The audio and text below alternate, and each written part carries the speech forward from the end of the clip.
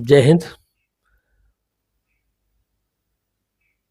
आज का जो टॉपिक है वो भूगोल से संबंधित है और आज के इस वीडियो में हम लोग functions and topography of glaciers का पार्ट 1 में हिमानियों के प्रकार यानी टाइप्स ऑफ ग्लेशियर्स के बारे में जानेंगे। तो आइए वीडियो शुरू करते हैं, टाइम वेस्ट नहीं करेंगे, सीधे वीडियो पे आते हैं, मेन कंटेंट पे आ जाते हैं। सबसे पहले हम लोग जानेंगे कि ग्लेशियर या जिसको हिमानी या हिमनद भी कहा जाता है होता क्या है। तो हिमानी या हिमनद पृथ्वी की सतह पर विशाल आकार की गतिशील बर्फ राशि को कहते हैं। यानी कि इसकी प्रॉपर्टी है कि ये बर्फ राशि है, काफ़ी विशाल है और ये गतिशील है, मूव कर रही है। और मूव करने का कारण क्या है? इसके मूव करने का कारण है इसका अपना वेट या भार। अपने वेट या अपने भार के कारण ये पर्वतीय ढालों का अनुसरण करती हुई नीचे की ओर प्रवाहित होती है, flows downwards following the mountain slopes. तो यह है हिमानी एक विशाल बर्फ की राशि है जो पर्वतीय ढालों का अनुसरण करते हुए नीचे की ओर प्रवाहित होती है। तो ग्लेशियर और glaciers is a large sized moving ice mass on the earth surface which due to its weight flows downwards following the mountain slopes। यह हिमराशि सघन होती है और इसकी उत्पत्ति ऐसे इलाकों में होती है जहां हिमपात की मात्रा, स्नोफॉल की जो मात्रा है वह इसके क्षय से, बर्फ के क्षय से अधिक होती है, जिसके कारण क्या होता है, प्रतिवर्ष कुछ राशि बर्फ के रूप में, हिम के रूप में सरप्लस बच जाती है। यानी कि इसकी उत्पत्ति ऐसे इलाकों में होती है जहां हिमपात तो होती है लेकिन हिम बर्फ के या हिम के जो क्षय होने की राशि है वो बहुत कम होती है और प्रतिवर्ष कुछ न कुछ हिम या बर्फ या स्नो वहां पे सरप्लस बच जाता है। तो ऐसी स्थिति में क्या होता है, परत दर परत यह हिम राशि जमा होती जाती है और यह विशाल आकार ले लेती है। तो this snow mass is dense and originates in such areas where the amount of snowfall is more than the loss of snow and every year some amount of snow is saved as surplus। तो इस तरह जब surplus राशि बच जाती है बर्फ की, वो जमा होके एक विशाल राशि में कन्वर्ट हो जाती है और इसे ही हिमानी या हिमनद या ग्लेशियर कहा जाता है। वर्ष दर वर्ष हिम के एकत्रण से निचली परतों के ऊपर दबाव पड़ता है और वे सघन हिम के रूप में परिवर्तित हो जाती हैं। प्रतिवर्ष क्या होता है, लेयर बाय लेयर बर्फ जमा होते रहता है, एक के ऊपर एक परतें बनती रहती है और ऊपर की परतों का दबाव जो नीचे की परतें हैं उनमें पड़ता है। उससे क्या होता है, वो और डेंस हो जाती है, सघन हो जाती है इस दबाव के कारण। यही सघन हिम राशि अपने भार के कारण ढालों पर प्रवाहित होती है और जिसे हिमनद कहते हैं। प्रायः यह हिमखंड नीचे आकर पिघलता है और पिघलने पर जल देता है। तो हमने देखा कि एक्यूमुलेशन होता है स्नो का, per year layer by layer जमा होता है और ऊपर का जो लेयर है उसका भार नीचे के लेयर पे पड़ता है और उनका डेंसिटी बढ़ते जाता है और इस प्रेशर के कारण जो डेंसिटी बन जाती है, डेंसिटी बढ़ जाती है इस बर्फ राशि की, वही ग्लेशियर रूप में कन्वर्ट हो जाता है और अपने वजन के कारण, अपने भार के कारण, वेट के कारण यह ढालों पर, पर्वतीय ढालों पर प्रवाहित होती है, जिसको हिमनद कहा जाता है। प्रायः क्या होता है कि यह जो हिमनद है नीचे आकर पिघलता है और पिघलने पर जल देता है। तो जितनी नदियां हैं, भारत की बात करेंगे जो हिमालयी नदियां हैं, उनके जल का स्रोत ये ग्लेशियर्स ही है। The accumulation of snow year after year puts pressure on the lower layers and they turn into dense snow. This dense snow flows on the slopes due to its weight and is called glacier. Usually this iceberg या हिमखंड comes down and melts and on melting gives water।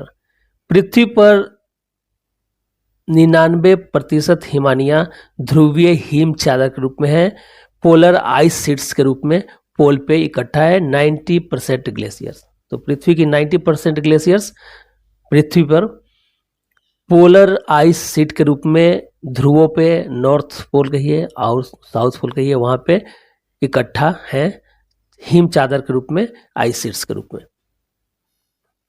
इसके अलावा गैर ध्रुवीय क्षेत्रों के हिमनदों को अल्पाइन हिमनद कहा जाता है। बहुत सारे ग्लेशियर्स हैं जो गैर ध्रुवीय क्षेत्रों में भी हैं, ऊंचे पर्वतों पे, तो इनको अल्पाइन ग्लेशियर कहा जाता है और ये उन ऊंचे पर्वतों के सहारे पाए जाते हैं जिन पर वर्ष भर ऊपरी हिस्सा हिमाच्छादित रहता है। तो ये ग्लेशियर्स पोलर रीजन के अलावा ऊंचे पर्वतों पे पाए जाते हैं जहां पे इन पर्वतों की चोटियां सालों भर हिमाच्छादित रहती है, स्नो से कवर्ड रहती है। तो apart from this the glaciers of non polar region are called alpine glaciers and they are found on the support of those high mountains on which the upper part remains snow covered throughout the year. अब हम देखेंगे कि जो विश्व में मीठे पानी का भंडार है उसका स्रोत ये हिमानिया ही है, सबसे बड़ा स्रोत। तो ये हिमानिया समेकित रूप से विश्व के मीठे पानी का सबसे बड़ा भंडार है और पृथ्वी की धरातलीय सतह पर पानी के भी सबसे बड़े भंडार ये ग्लेशियर्स या हिमानिया ही हैं। विश्व के सभी महादेशों में हिमानिया पाई जाती है, लेकिन ऑस्ट्रेलिया एकमात्र महाद्वीप है जहां पे कोई भी हिमानी नहीं पाई जाती है, कोई भी ग्लेशियर नहीं है। तो Australia is the only continent where glaciers are not found. हिमानी के बर्फ में ये जो ग्लेशियर्स है इसके बर्फ में मूवमेंट होता है, गति होती है, इसका पता सबसे पहले 1834 में स्विस विद्वान लुई अगोसिस ने लगाया था। तो ये जो मूवमेंट है ग्लेशियर्स का, इसका पता सबसे पहले 1834 ईस्वी में स्विस विद्वान लुई अगोसिस ने लगाया था। The motion present in glacier ice was first detected by Swiss scholar Louis Agassiz in 1834 AD। अब हम लोग देखते हैं कि हिमानियों के प्रकार क्या है। हमने देखा कि हिमानिया क्या है, अब हिमानियों के प्रकार क्या है, टाइप्स ऑफ ग्लेशियर्स क्या क्या है। तो फर्स्ट है बर्फ की चादर, या इसको आइस शीट्स भी कहा जाता है, या इसको महाद्वीपीय हिमानिया या कंटिनेंटल ग्लेशियर्स भी कहा जाता है। तो जो हिमानिया सभी दिशाओं में बाहर की ओर बढ़ते हुए निरंतर चादरों में फैले होती हैं उन्हें बर्फ की चादरें या आइस शीट्स कहा जाता है। The glaciers which extends outward in continuous sheets in all directions are called ice sheets. यानी एक चादर की तरह बहुत बड़े एरिया में फैले होती हैं ये बर्फ की चादरें और या आइस शीट्स या कंटिनेंटल ग्लेशियर्स। इनका आकार काफ़ी बड़ा होता है। उदाहरण के रूप में हम अंटार्कटिका को देख सकते हैं या ग्रीनलैंड को देख सकते हैं। और बर्फ़ की जो चादरें हैं, आइस शीट्स हैं, ये 50,000 स्क्वायर किलोमीटर से अधिक क्षेत्र को कवर करती हैं। यानी कि बर्फ़ की चादरें हैं या आइस शीट्स हैं या कंटिनेंटल ग्लेशियर्स हैं, इनका एरिया 50,000 स्क्वायर किलोमीटर से अधिक होता है। They are found in larger size, for example in Antarctica और Greenland. The ice sheet covers an area of more than 50,000 square kilometre square. आप देख सकते हैं इस इमेज में वेस्ट अंटार्कटिक आइस शीट, जिसको WAIS भी कहा जाता है, ये एक आइस शीट के रूप में है। कितने बड़े एरिया को कवर कर रहा है इस इमेज में आप देख सकते हैं। तो ये एक क्राइटेरिया है आइस शीट्स कहे जाने के लिए कि अगर बर्फ़ की चादरें 50,000 स्क्वायर किलोमीटर से अधिक एरिया कवर करती है तभी उन्हें आइस शीट्स कहा जाएगा, अदरवाइज उन्हें आइस कैप कहा जाता है। तो हिम छत्रक या आइस कैप के बारे में जानते हैं। हिम छत्रक भी एक बर्फ का ही द्रव्यमान है जो 50,000 स्क्वायर किलोमीटर से कम भूमि को कवर करती है। अगर 50,000 स्क्वायर किलोमीटर से अधिक क्षेत्रफल पे है तो उसको आइस शीट कहा जाता है या बर्फ की चादरें कहा जाता है या कंटिनेंटल ग्लेशियर कहा जाता है। लेकिन अगर एरिया 50,000 स्क्वायर किलोमीटर से कम है तो इसे हिम छत्रक या आइस कैप कहा जाता है और ये आमतौर पर उच्च भूमि क्षेत्र को कवर करती है, यानी पर्वतीय क्षेत्र के पर्वतीय शिखरों पे ये पाई जाती है। An ice cap is a mass of snow that covers less than 50,000 square kilometre of land area and usually covers a highland area. तो यह है हिम छत्रक या आइस कैप। तीसरा प्रकार है उसे कहते हैं पर्वतीय हिमानी या माउंटेन ग्लेशियर।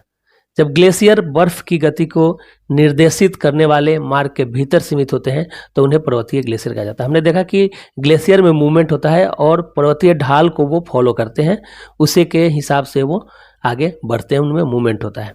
तो जब ग्लेशियर एक पर्वतीय जो मार्ग है उसके भीतर ही सीमित हो जाता है, तब उसे हम माउंटेन ग्लेशियर या पर्वतीय हिमानी कहते हैं। When glaciers are confined within a path that directs the movement of ice, they are called mountain glacier. आप यहाँ पे इमेज में देख सकते हैं कि आपको एक ग्लेशियर का नदी की तरह से दिखाई जा रहा है पाथ।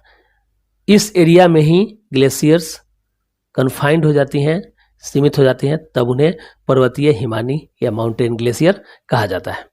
अगला प्रकार देखते हैं पर्वतपदीय हिमानी या पिडमॉन्ट ग्लेशियर। इसको बर्फ की सेल्फ या आइस सेल्फ भी कहा जाता है, लेकिन पिडमॉन्ट ग्लेशियर और आइस सेल्फ दोनों में अंतर है। आइए इसके बारे में देखते हैं। तो जो ग्लेशियर हिमाच्छादित क्षेत्रों की तलहटी में समतल जमीन पर फैलता है, यहाँ पे आप देख सकते हैं पिडमॉन्ट ग्लेशियर फर्स्ट इमेज में कि पर्वतीय भागों से निकलने के बाद ग्लेशियर नीचे एक समतल मैदान में फैली हुई है। तो इस तरह के ग्लेशियर को पर्वतपदीय या पिडमॉन्ट ग्लेशियर कहा जाता है और ये पर्वतों के नीचे पाए जाते हैं। तो जो ग्लेशियर हिमाच्छादित क्षेत्रों की तलहटी में समतल जमीन पर फैले होते हैं उन्हें पिडमॉन्ट ग्लेशियर कहा जाता है, और जो ग्लेशियर हिमालय क्षेत्रों की तलहटी में समुद्र के ऊपर फैले होते हैं उन्हें बर्फ की सेल्फ या आइस सेल्फ कहा जाता है। तो अगर मैं समतल जमीन है तो वहां पे ये पिडमॉन्ट ग्लेशियर कहा जाएगा, लेकिन यही प्रक्रिया अगर समुद्री इलाकों में हो रही है जहां पे बर्फ की सेल्फ समुद्र के ऊपर फैल जाते हैं तो उन्हें बर्फ की सेल्फ या आइस सेल्फ कहा जाता है। तो पर्वतपदीय हिमालय और आइस सेल्फ में, पिडमॉन्ट ग्लेशियर और आइस सेल्फ में यही डिफरेंस है कि समतल में होगा क्षेत्रफल, इसकी तलहटी समतल होगी पिडमॉन्ट ग्लेशियर में, और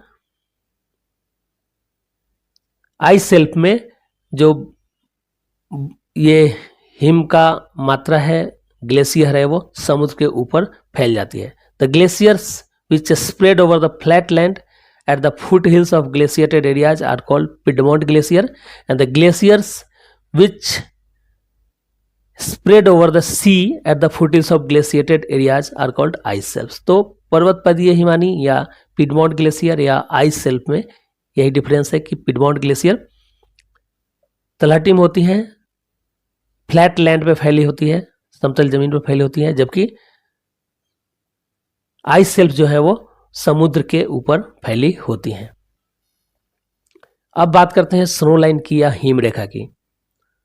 तो पर्वतीय और ध्रुवीय क्षेत्रों में एक सीमा, एक वर्चुअल सीमा रेखा होती है जिसके ऊपर सालों भर बर्फ का आवरण, हिम का आवरण बना रहता है और उसके ऊपर की बर्फ कभी नहीं पिघलती है, जबकि नीचे की बर्फ पिघल जाती है। तो वो रेखा जिसके ऊपर कि बर्फ सालों भर जमी रहती है, कभी पिघलती नहीं है, उस रेखा को हम लोग स्नो लाइन या हिम रेखा कहते हैं। The boundary line of mountainous and polar regions over which snow cover remains throughout the year and the snow above it never melts is called snow line. अब भूमध्य रेखा से ध्रुवों की ओर हम जैसे जैसे आगे बढ़ेंगे, हिम रेखा की ऊंचाई क्रमशः घटती जाती है, यानी कि भूमध्य रेखा पे हिम रेखा की ऊंचाई अधिक होगी और पोलर रीजन में, ध्रुवों पे, हिम रेखा की स्लो लाइन की जो ऊंचाई है वो कम होगी। तो यह है हिम रेखा या स्नो लाइन। तो आज के इस टॉपिक में जिसमें हमने टाइप्स ऑफ ग्लेशियर्स कवर किया है, यहीं तक है। नेक्स्ट टॉपिक भी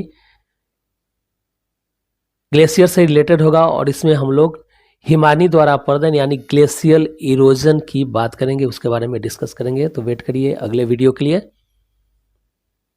थैंक्स फॉर वॉचिंग। जय हिंद, जय भारत।